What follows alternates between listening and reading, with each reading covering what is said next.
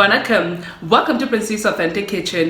இன்னைக்கு என் ஃப்ரெண்ட்ஸுக்காக வந்து காரமா மரவள்ளி கிழங்கு சிப்ஸ் எப்படி செய்யறேன்னு சொல்லி உங்களுக்கு ஸ்டெப் பை ஸ்டெப் காட்டித்தரேன்.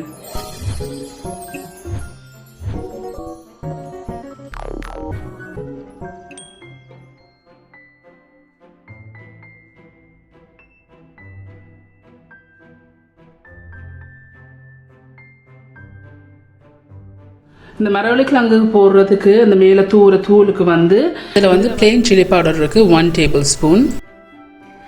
கொஞ்சம் உப்பு செய்கிறோங்க, நிறைய உப்பு செய்ய தேவையில்லை. அவிக்கைக்கே நான் கொஞ்சம் உப்பு போட்டு தான் அவிச்சது. ஸோ அதில் வந்து இதில் வந்து 1/8 டீஸ்பூன் உப்பு போடுங்க. இதை ஜஸ்ட் லைட்லியாக மிக்ஸ் பண்ணி விடுங்க. இந்த இப்போ இதை நான் மிக்ஸ் பண்ணிட்டேன். அடுப்பை வந்து ஹை ஹீட்டில் வச்சுக்கொண்டு இதில் தண்ணி வச்சுருக்கேன். இந்த தண்ணி வந்து கொதிச்சு கொண்டு வருது. இதில் வந்து 510 கிராம் மரவள்ளி கிழங்கு இருக்குது. ஸோ இப்போ இதை போட்டு 50% 50% தான் இதை போட்டு அவிக்க விட போகிறேன். இதில் வந்து 1/2 டீஸ்பூன் உப்பு இருக்குது. இந்த உப்பையும் போட்டு இதை அவிக்க விடுவோம். இதில் 6 நிமிஷம் தான் நான் அவிச்சிருக்கேன். இப்போ இதை அவிச்சு முடிஞ்சது நான் அடுப்பை நிப்பாட்டிட்டேன். ஸோ நான் உங்களுக்கு 1 டே சாம்பிள் காட்டுறேன். ஒரு 50% தான் இதை நீங்கள் அவிக்கணும். உங்களுக்கு எவ்வளோத்துக்கு இதில் தெரியதோ தெரியாது. நான் 6 நிமிஷம் ஹை ஹீட்டில் வச்சு தான் அவிச்சிருக்கிறேன். இந்த இப்படி வெளியில் வந்து உள்ளுக்கு வந்து அவியாத மாதிரி இருக்கும். இட்ஸ் ஓகே, இதுதான் பர்ஃபெக்டாக அவிக்கிறது. ஸோ இப்போ இது நான் 50% தான் அவிச்சிருக்கேன். இது அவிச்சு முடிஞ்சுது. இந்த மரவள்ளி கிழங்கு வந்து 6 நிமிஷம் வந்து ஹை ஹீட்டில் வச்சு தண்ணியில் வச்சு அவிச்சு நான் இப்போ இது வந்து 50% அவிஞ்சிட்டுது. 50% அவிஞ்சுன்னு சொன்னால் அந்த உள்ளுக்கு வந்து வெள்ளையாக இருக்கும், வெளியில் வந்து அவிஞ்சிருக்கும். ஸோ இதுதான் பர்ஃபெக்டான இது வந்து பொரிக்கிறதுக்கு வந்து நல்லா கிறிஸ்பியாக வரும். ஸோ இதை வந்து இப்போ நாங்கள் தின்லியாக வெட்டி எடுப்போம். எவ்வளோத்துக்கு மெல்லிஸாக வெட்டுறீங்களோ அவ்வளோத்துக்கு மெல்லிஸாக வெட்டி எடுங்கோ. இதுதான் நல்லா கிறிஸ்பியாக வரும்.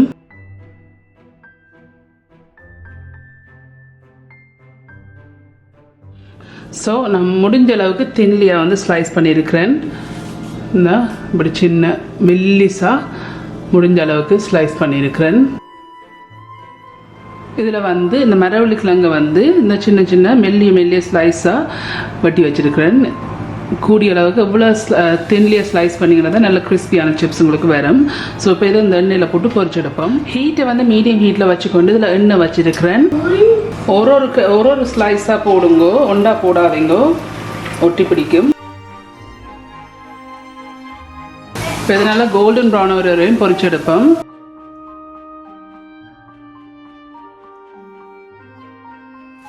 இப்போ ஒரு 4 நிமிஷம் இதை பொரிச்சிருக்கிறேன். லைட்லி கோல்டன் ப்ரௌனாக வந்திருக்கு, நல்ல கிறிஸ்பியாக வந்திருக்கு. இதை ரக்கி எடுப்போம். இப்படி ஒரு பேப்பர் டவல் போட்டு இதில் வந்து ரக்கி எடுப்போம்.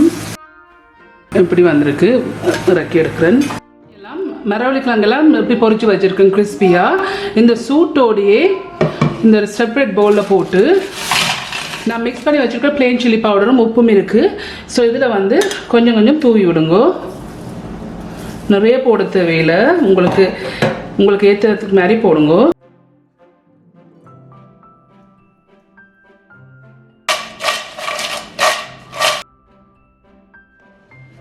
இந்த சூட்டோட போட்டு இதை பிரட்டினீங்க தான் ஒட்டி பிடிக்கும். இந்த ஸ்பைசஸ் 1 டேபிள் ஸ்பூனில் இந்த சில்லி பவுடரில் வந்து 1 டீஸ்பூன் தான் இதுக்கு யூஸ் பண்ணியிருக்கேன். பட் உங்களுக்கு கூட வேணும்னா நீங்கள் கூட போடுங்க. மிக்ஸ் பண்ணிட்டு நல்லா. ஓகே ஃப்ரெண்ட்ஸ், இந்த மரவள்ளி பொரியல் வந்து பொரிச்சு முடிஞ்சுது. ஸோ இந்த இருக்கு, இதுதான் இந்த காரமான மரவள்ளி கிழங்கு பொரியல். நல்ல பெர்ஃபெக்டா நல்ல தின்லி ஸ்லைஸா வந்திருக்கு, கிறிஸ்பியா. ஓகே ஃப்ரெண்ட்ஸ், இந்த மரவள்ளி பொரியல் எல்லாம் செய்து முடிஞ்சது. சூப்பராக இருக்கு. நீங்கள் எல்லாரும் கண்டிப்பாக ட்ரை பண்ணி பார்த்து எப்படி இருக்குன்னு சொல்லி உங்களோட காமெண்ட்ஸில் கீழே விடுங்க. உங்களுக்கு வந்து இந்த வீடியோ பிடிச்சிருந்துன்னு சொன்னால் மறக்காம தம்ஸ் அப் பண்ணுங்க. இந்த வீடியோ உங்களோட ஃப்ரெண்ட்ஸ் அண்ட் ஃபேமிலியோட ஷேர் பண்ணுங்க. உங்களுக்கு வந்து இந்த சேனல் வந்து இன்ட்ரெஸ்டிங்காக பிடிச்சிருந்தேன்னு சொன்னால் சப்ஸ்கிரைப் பட்டன் அமைத்தி அதுக்கு பக்கத்தில் இருக்க பெல் ஐக்கான் அமைத்தினா தான் நான் அப்லோட் பண்ணுற வீடியோஸ் எல்லாம் உங்களுக்கு நோட்டிஃபிகேஷன்ஸ் வரும். மீண்டும் இன்னொரு இன்ட்ரெஸ்டிங் கண்டிஷனில் சந்திக்கும் வரையும் நன்றி, வணக்கம்.